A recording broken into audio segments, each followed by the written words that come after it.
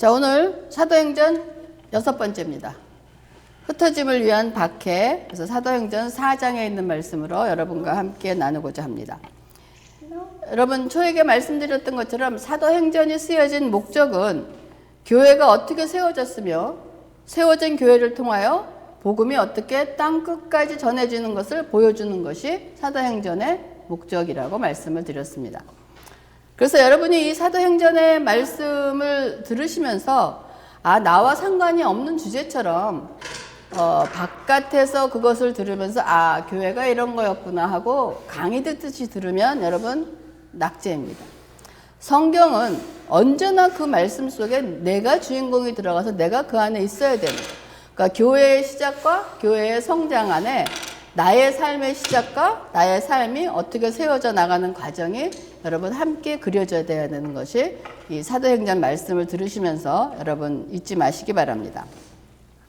그래서 교회는 곧 우리 자신의 개인을 의미하는 것과 같습니다.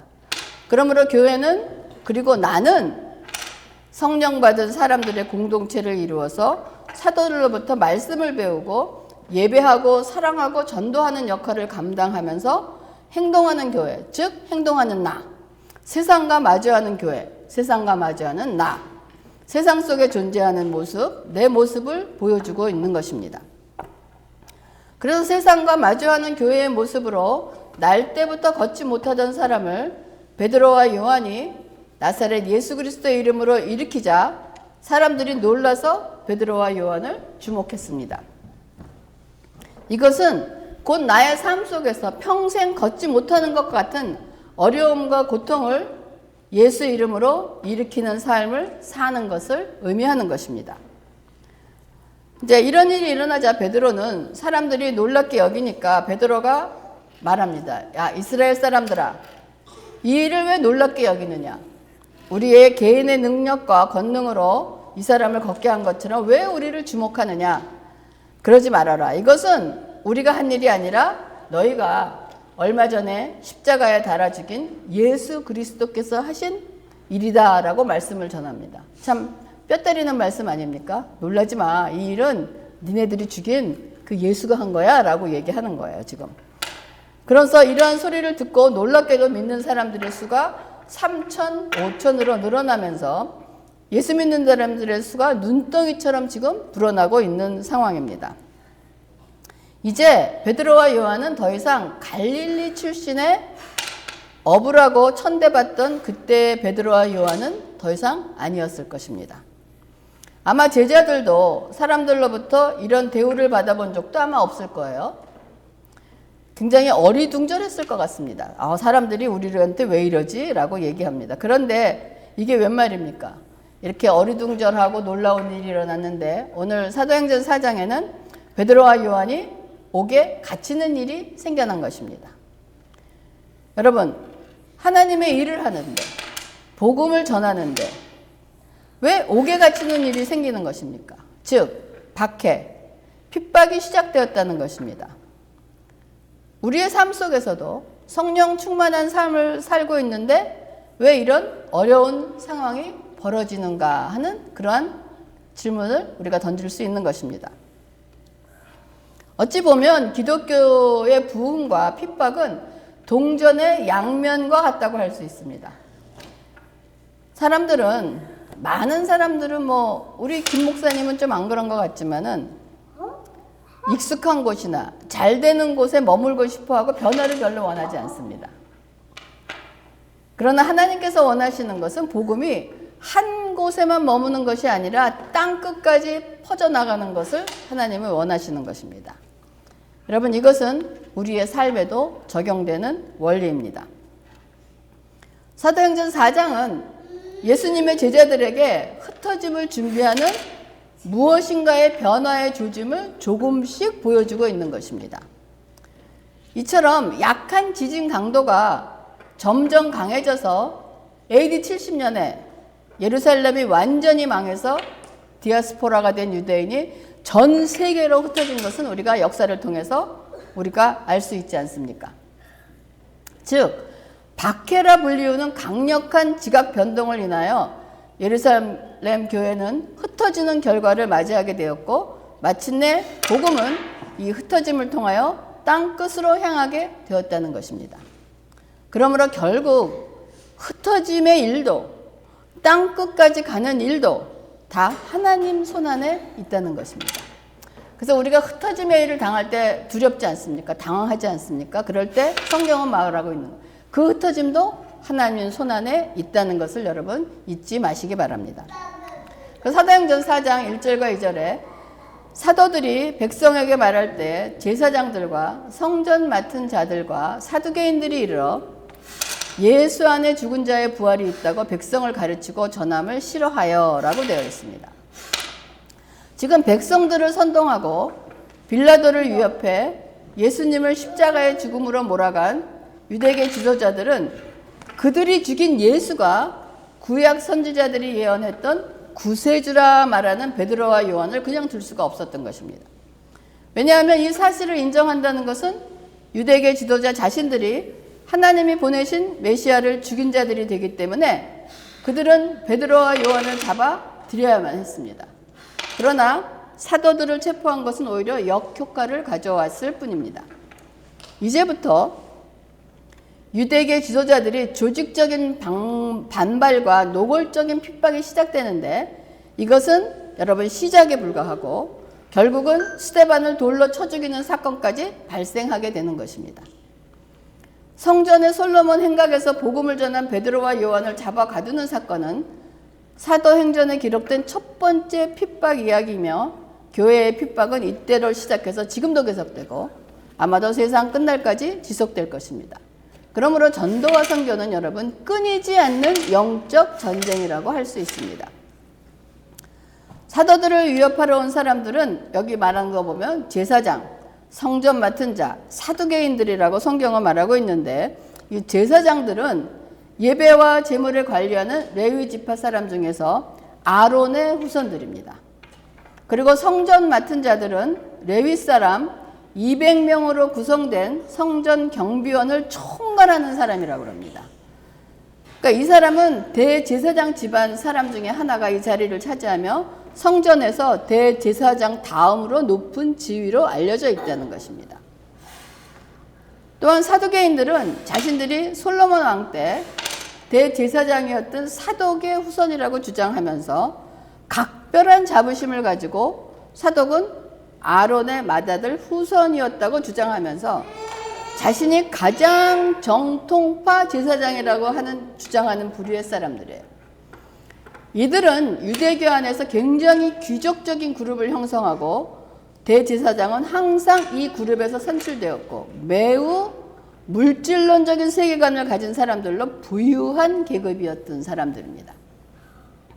이 사두개인들은 자신들의 이권을 보존하기 위해 로마 정권에 매우 협조적이었습니다. 그리고 특히 부활을 부인했기 때문에 이 땅에서의 삶에 최선을 다하고 지금 누리는 특권과 부유함을 보존하는 일에만 굉장히 신경을 썼습니다. 이들은 이 세상의 삶이 다라고 생각했기 때문입니다. 그래서 사두개인을 중심으로 하는 유대계 지도자들이 사도들이 백성을 가르치고 전하는 일을 싫어한 이유는 첫째, 사도들이 성전 관리자의 허락 없이 솔로몬 행각에서 사람을 가르치고 둘째, 부활을 가르쳤기 때문에 싫어했던 것입니다.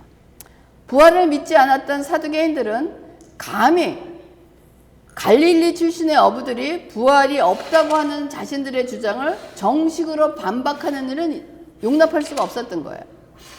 그리고 셋째, 사도들이 예수님의 이름을 전하는 것을 용납할 수 없었습니다.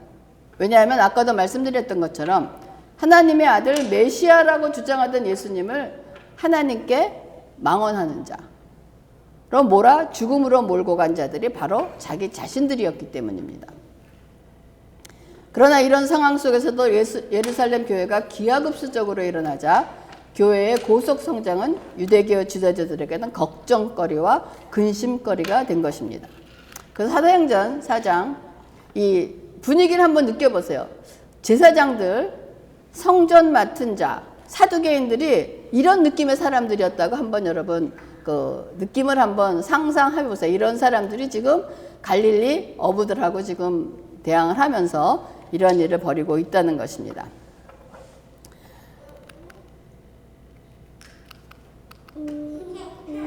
그래서 여기 모인 사람들의 그 이름이나 직책을 보면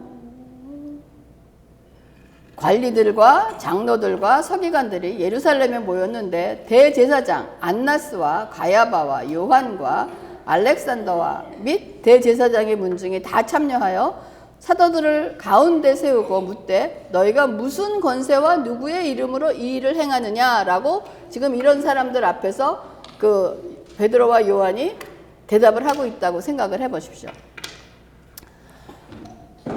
이 모임은 예루살렘 공회, 그 당시에 산헤드린이라 불리는 모임으로 유대계의 중요한 일들을 결정하는 의결기관이라고 합니다. 그래서 산헤드린은 이렇게 그때 71명이 이루고 있었다고 얘기를 해요. 그러니까 이렇게 공회에서 모여서 회의를 하면서 어떤 판결을 하는 그러한 분위기라는 거예요. 그러니까 이제 요한과 베드로가 이런 사람들 앞에서 이런 장소에 가서 대답을 한다고 생각하고 있는 것입니다. 그래서 지금 베드로와 요한을 잡아가던 다음날 유대 지도자들은 이런 예루살렘 공회를 소집해서 이들을 어떻게 할 것인가에 대해서 의논을 하고 있다는 거예요. 그러니까 이들이 사도들을 세워놓고 도대체 니네들이 무슨 권세와 누구의 이름으로 날 때부터 걷지 못한 자를 고쳤느냐? 즉 산헤드린이 사도들에게 이런 기적을 행할 권세를 우리가 허락하지 않았는데 우리의 허락 없이 이런 일을 행하느냐 하고 이들이 문제를 삼는 것입니다. 이들이 문제 삼는 것은 지금 기적이 일어나서 고친 것을 문제 삼는 것이 아니고 자신들의 허락이나 동의 없이 지금 이런 일을 했다는 것에 지금 문제를 삼고 있다는 것입니다. 이렇게 어이없는 일이 일어날 수 있는 것은 여러분, 이거는 지금 어떠한 신앙당체, 우리 교회에서도 일어날 수 있는 일입니다. 그래서 이렇게 어이없는 일이 일어난 것은 어떤 신앙적인 지위가 봉사와 섬김이 아니라 권력과 권세가 되면 하나님이 아니라 인간의 권위와 지위와 권세가 앞서게 된다는 것입니다. 이거는 굉장히 두려운 일입니다. 그래서 이러한 질문에 사도들은 유대계 지도자들에게 이렇게 대답을 합니다. 사도행전 4장 8절에서 12절. 이에 베드로가 성령이 충만하여 이르되 백성의 관리들과 장로들아 만일 병자에게 행한 착한 일에 대하여 이 사람이 어떻게 구원을 받았느냐고 오늘 우리에게 질문한다면 너희와 모든 이스라엘 백성들은 알라. 너희가 십자가에 못 박고 하나님이 죽은 자 가운데서 살리신 나사렛 예수 그리스도의 이름으로 이 사람이 건강하게 되어 너희 앞에 섰느니라. 이 예수는 너희 건축자들이 버린 돌로서 집 모퉁이의 머릿돌이 되었느니라. 다른 이로서는 구원을 받을 수 없나니 천하 사람 중에 구원을 받을 만한 다른 이름을 우리에게 주신 일이 없음이라 라고 얘기합니다. 지금 베드로와 요한은 예수님을 죽음으로 몰고 간 사람들에게 잡혀 있다는 것을 고려한다면 자신들도 또한 자신들의 생명이 위협받고 있는 상황인데 사도들은 담대하게 해야 할 말을 지금 하고 있다는 것입니다. 이들의 메시지는 예수에 관한 것인데 그거 너희가 죽인 그 예수가 바로 메시아다라는 그런 메시지인 것입니다. 여러분 이런 담대함은 어디서 올까요?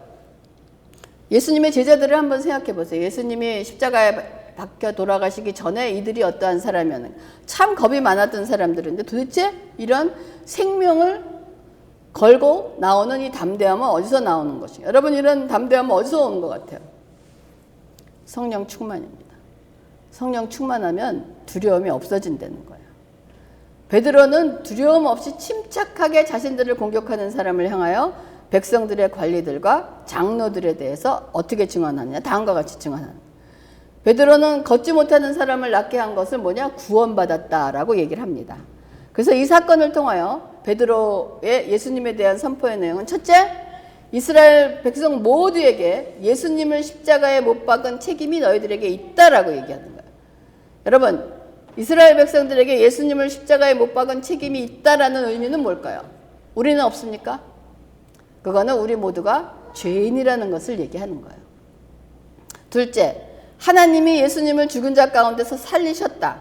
즉 예수님이 살아나셨다, 부활하셨다는 것은 어떤 증거입니까? 그분이 죄가 없다는 것을 얘기합니다. 왜? 죄의 결과는 사망인데 죽을 수 없다는 것은 그분이 죄가 없다는 사실입니다. 그러므로 죄가 없으신 분에 대한 증거이기 때문에 반대로 그를 죽인 이스라엘은 죄 없는 메시아를 죽이는 죄를 지었다는 것을 인정하라는 거예요. 그러니까 예수 그리스도의 십자가의 죽음은 너희들 때문이다. 너희들 때문이라는 것은 나는 죄인이라는 것을 인정하라는 그러한 말씀입니다. 그리고 셋째, 나사렛 예수 그리스도는 유대인이 그토록 기다리던 메시아라는 것을 말하고 있는 것입니다. 그리고 네 번째, 예수님은 너희들이 버린 돌이지만 버려진 그 돌이 집 모퉁이의 머릿돌이 되셨다라고 말하고 있습니다. 그리고 다섯 번째, 예수님은 온 인류의 유일한 구세주로 다른 이로서는 구원을 받을 수 없다라고 강조하고 있습니다. 유대인들은 그들 자신이 하나님께 나가는 길을 독점하고 있다고 생각을 했고 하나님의 계시를 받은 특별한 백성으로 여겼지만 베드로는 유대인 역시 예수님 없이는 하나님께 나아갈 수 없다고 말하는 것입니다. 그런데 그 예수를 너희들이 죽였다라고 얘기하는 것입니다. 그리고 성경은 종교다원주의를 완전히 배제하고 있습니다. 여러 종교를 통해 신에게 나아가 구원을 얻을 수 있다는 종교다원주의는 성경에 위배되는 일입니다. 성경은 하나님이 구원받을 만한 다른 이름을 주신 일이 없기 때문에 예수님 외에는 다른 이로서는 구원을 받을 수 없다고 분명히 말하고 있는 것입니다. 예수님만이 사람이 하나님께 나아갈 유일한 길이요 진리요 생명이십니다. 그러므로 하나님의 백성이라 주장하는 유대인도 예수님을 통해서만 하나님의 백성이 될 수 있다고 얘기하는 것입니다.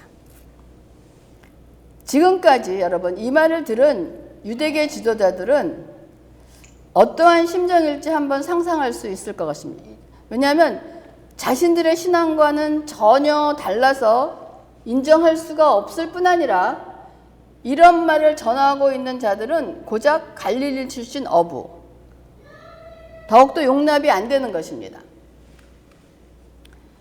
여러분 이렇게 이게 우리가 그냥 그림만 봐갖고 상상을 해보라니까 이렇게 그냥 자기들이 이렇게 얼마나 모자 쓰고 얼마나 그 의상만 봐도 얼마나 고귀하고 높습니다. 근데 그 옆에 갈릴리 어부 저런 사람이 지금 자기들의 의견을 부정하고 너희들은 아니라고 얘기할 때 이 사람들이 이게 용납이 되겠습니까? 지금 유대계 지도자들은 이런 멘붕에 빠진 거예요.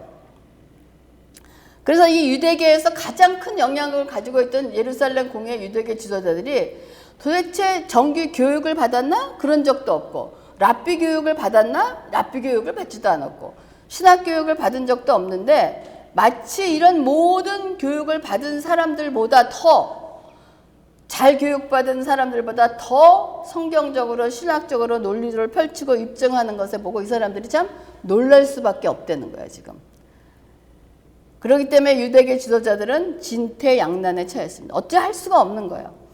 그래서 베드로와 요한 그리고 걷게 되는 고침을 받은 사람을 잡아 가두었는데 이제 그 사람을 그냥 놓아줄 수도 없고 마냥 잡아둘 명목도 없었던 것입니다. 이들의 유일한 관심사는 하나님이 사도들을 통해 역사하신다는 사실을 부인하는 거예요. 저런 사람들을 통해서 하나님은 일하시지 않는다. 우리와 같은 사람을 통해서 일을 하지 저렇게 볼품없는 어부 같은 사람을 통해서 하나님은 절대로 일하시지 않는다는 것을 지금 이들이 주장하는 것입니다. 그러므로 하나님이 행하신 일이라는 것을 알면서도 부인하는 것은 자신들이 지금 누리고 있는 특권과 이권이 이 사도들로 인해서 위협받고 있다고 생각하는 거예요. 지금 자신들의 위치가 사라질지도 모른다는 것입니다. 이제까지 자신들이 전하고 가르쳤던 모든 것이 다 무너지는 상황이라는 거예요. 평생 쌓은 것이 무너지는 상황인 거예요. 그래서 이 무너짐을 막기 위하여 하나님을 믿는다고 하면서도 하나님의 진리를 지금 거부하고 있다는 것이 지금 이 상황인 것입니다.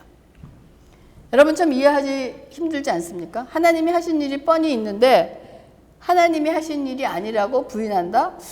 참 이해하기 힘든데 여러분 그러나 이 사람이라는 존재가 특권이나 이권에 집착하면 이 자신 것을 지키기 위해서 진리에도 눈을 감을 수 있다는 가능성에 여러분 동의하십니까? 동의합니다. 인간은 그래요. 그렇기 때문에 이런 놀라운 사실 때문에 세상에서는 어쩌면 상식적이나 도덕적이나 윤리를 넘어서서 사람으로 해서는 안 되는 일들이 일어나는 이유. 어떨 때 우리가 참 이해할 수 없다라고 생각하지만은 사람들은 자기 것을 지키고 자기의 어떠한 이권과 특권이 인벌브가 되면 자식 것을 지키기 위해서 이렇게 진리에 눈을 감을 수 있다는 것입니다. 그래서 이 산헤드린이 아무리 머리를 맞대고 생각해봐도 사도들이 예수님에 대한 증언하고 기적 일을 행하는 일을 막을 만한 어떤 묘책이 없었습니다. 그들은 자신이 취할 수 있는 유일한 조치는 사도들을 불러 위협해서 앞으로 예수의 이름으로 아무에게도 말하지 못하게 하는 것이라고 생각했습니다. 그래서 사도행전 4장 18절에 그들을 불러 경고하여 도무지 예수의 이름으로 말하지도 말고 가르치지도 말라 하니 라고 합니다. 그러니까 이들은 사도들을 죄가 있다고 기소하지도 못하고 무죄라고 풀어주지도 못하는 상황에서 이러한 판결을 내린 거예요. 이들은 베드로와 요한을 다시 불러 앞으로는 예수 이름으로 말하지도 말고 가르치지도 말라고 경고를 합니다. 경고한다는 뜻은 너 위반하면 다시 잡혀올 거라는 걸 의미하는 것입니다. 그래서 산헤드린이 사도들에게 예수 이름으로 말하지도 말고 가르치지도 말라는 것은 예수님에 대한 증언을 포기하라는 엄포입니다. 그러나 우리가 알다시피 사도들은 예수의 증인으로 부르심을 받은 사람들이었습니다. 이러한 경고에 대해 사도들은 그들이 참으로 어이없는 요구를 하고 있다는 반응을 보입니다. 그들의 대답은 4장 19절에 베드로와 요한이 대답하여 이르되 하나님 앞에서 너희 말을 듣는 것이 하나님의 말씀을 듣는 것보다 옳은가 판단하라 라고 얘기합니다. 그러니까 사도들은 하나님 앞에서 니네들 말이 듣는 것이 옳은지 하나님 말씀을 듣는 것이 옳은지 판단해 보라고 말하는 것입니다. 여러분, 그 당시에 산헤드린은 하나님의 이름으로 모든 이슈의 최종 판결을 내리는 유대교의 가장 권위 있는 기관이었지만 어느새 하나님의 음성을 듣지 못하는 기관이 되었습니다. 이제 유대교 지도자들은 더 이상 하나님을 대변하거나 하나님의 뜻을 알리는 자들이 아니었으며 누구든지 자신의 특권과 이익에 위협이 된다 싶으면 하나님의 뜻을 무시하며 하나님의 종으로 쓰는 사람들까지 벌하려고 했습니다. 이번 일도 그 중에 하나인 거예요. 그래서 사도행전 4장 21절에 관리들이 백성들 때문에 그들을 어떻게 처벌할지 방법을 찾지 못하고 다시 위협하여 놓아주었으니 이는 모든 사람이 그된 일을 보고 하나님께 영광을 돌림이라. 사도들이 그들의 명령을 거부하자 산헤드린은 정말 딱히 할 일이 없었습니다. 그래서 모든 사람이 일어난 일을 보고선 사람들이 막 하나님께 영광을 돌리는 상황이었기 때문에 어떻게 되든지 사도들을 혼내주고 싶었지만 지켜보는 눈이 너무 많아서 어떻게 할 수가 없어서 그냥 다시 한번 협박하고 놓아줍니다. 이 말씀은 인간이 세운 기간, 그러니까 그렇게 위험 있는 산헤드린이라고 할지라도 한계가 있다는 것입니다. 여러분, 아무리 좋은 의도로 심지어 하나님을 경외하고 섬기기 위해 세워진 기독교 기관이라 해도 하나님의 음성을 듣지 못하면 하나님의 뜻과 반대된 결정을 내리고 나쁜 짓을 할 수 있다는 것을 말하고 있습니다. 오늘날 기독교의 교단과 노회도 예외가 아닙니다. 하나님의 교회들이나 이런 목사들이 모여서 교단과 이런 노회가 있지만은 이 교단과 노회가 하나님의 음성에 따라 하나님의 뜻을 따라 결정하는 것보다는 하나님의 뜻에 반대되는 일을 결정하고 의결하는 이러한 일들이 오늘날 일어나고 있다는 것입니다. 그러므로 우리들은 이런 기관들을 의지해서는 안 되며 오직 하나님만 바라보며 주님의 음성에 귀를 기울여야 한다는 것입니다. 그래서 여러분, 복음을 선포하고 예수님을 알리는 일뿐 아니라 하나님의 뜻대로 살려고 하는 우리의 삶에도 여러분 고난이 있고 박해가 있다는 것입니다. 그러나 두려워하지 말고 담대하게 예수님을 알리고 가르치고 말씀대로 살아야 한다는 것이 오늘 우리에게 주는 메시지이기도 합니다. 왜냐하면 그 고난과 핍박도 하나님 손 안에 있고 그것을 통해서 하나님의 선하신 뜻을 온전히 이루어 가시기에 우리는 하나님을 믿고 신뢰해야 된다는 것입니다. 우선 사도행전 4장 29절에 30절에 주여 이제도 그들의 위협함을 구워보시고 또 종들로 하여금 담대히 하나님의 말씀을 전하게 하여 주시오며 손을 내밀어 병을 낫게 하옵시고 표적과 기사가 거룩한 종 예수의 이름으로 이루어지게 하옵소서 하더라. 이 말씀은 감옥에서 풀려난 베드로와 요한이 유대계 지도자들이 예수님의 이름으로 선포하지도 말고 가르치지도 말라는 협박을 받았다는 말을 듣고 예루살렘 교회가 함께 기도한 기도의 내용입니다. 이 기도의 내용은 핍박하는 지도자들을 심판해 주시거나 고난을 피할 길을 해달라는 기도가 아니라 하나님이 자신들을 더욱더 굳세게 해주실 것과 협박에 굴하지 않고 더욱더 담대히 말씀을 전하게 해달라는 기도였습니다. 여러분이 기도의 내용을 듣고 여러분이 느끼시는 일이 있습니까? 이것이 우리가 고난을 만났을 때 하나님께 드리는 기도의 방법입니다. 여러분, 고난과 역경은 제거의 대상이 아닌 거예요. 하나님이 고난과 역경을 나에게 없애주세요. 나를 핍박하는 사람을 없애주세요. 이게 아니라 고난과 역경은 내가 밟고 이겨낼 대상이기 때문에 하나님 감당할 수 있는 힘을 주세요라고 합니다. 그러면 나에게 감당할 힘을 주시면 그 고난과 역경이 사라지기도 하고 내가 그거를 넉넉히 이기게 될 수도 있고 그런 거예요. 그러니까 고난과 역경이 오면 우리는 하나님 없애주세요. 정말 피하게 해주세요 라고 얘기하는 것이 우리의 그냥 자동적으로 입력된 우리의 생각이지만 하나님이 원하시는 것은 하나님 힘 주세요. 내가 감당할 수 있게 해주세요. 그 감당하는 방법 중에서 없애주시기도 하고 내가 딛고 일어날 수도 있게 하시고 여러 가지 방법이 있다는 것입니다.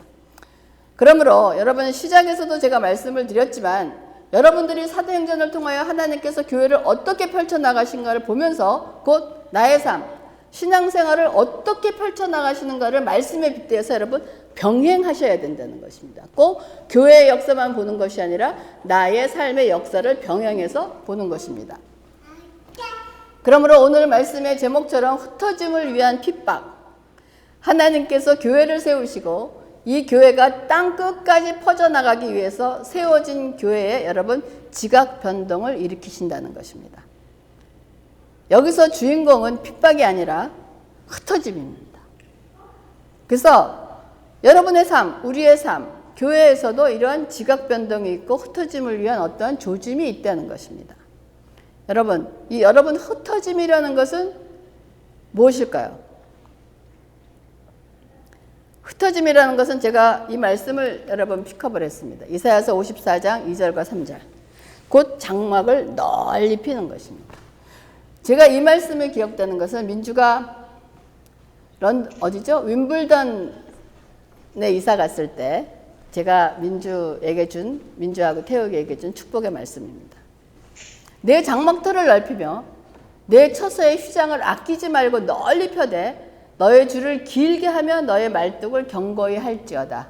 왜? 그 이유는 3절에 이는 내가 좌우로 퍼지며 내 자손은 열방을 얻으며 황폐한 성읍들을 사람이 살 곳이 되게 할 것임이라 라는 하나님이 이사야를 통해서 주신 말씀입니다.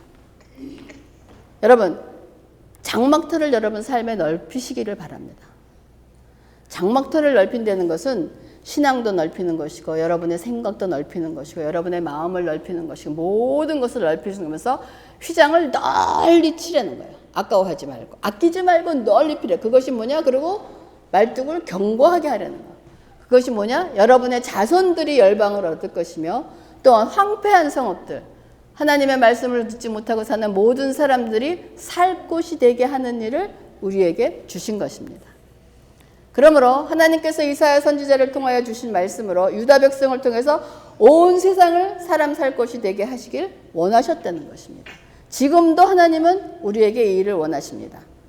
그러기 위해서는 그들의 장막터, 유대인의 장막터, 우리들의 장막터가 넓어져야 되는 것입니다. 많은 자녀들이 필요한데 많은 자녀들이 훌륭하게 자라게 하려면 여러분 실컷 뛰어놀면서 배워야 하는 넓은 장소가 필요하다는 것입니다. 또 넓은 장소가 필요하다고 지금부터 뭐 부동산을 구입하려는 그런 어리석은 생각은 하지 마시기 바랍니다. 이거는 부동산으로 넓히려는 것이 아닙니다. 그리고 이 넓은 장소가 넓어지고 넓어져서 전 세계를 신앙의 장막터로 삼으라는 것입니다. 이것이 땅끝까지 복음이 전해지는 하나님의 축복입니다. 기도하겠습니다. 하나님 감사를 드립니다. 오늘 사도행전 4장의 말씀을 통하여 흩어짐을 위한 핍박이라는 말씀입니다.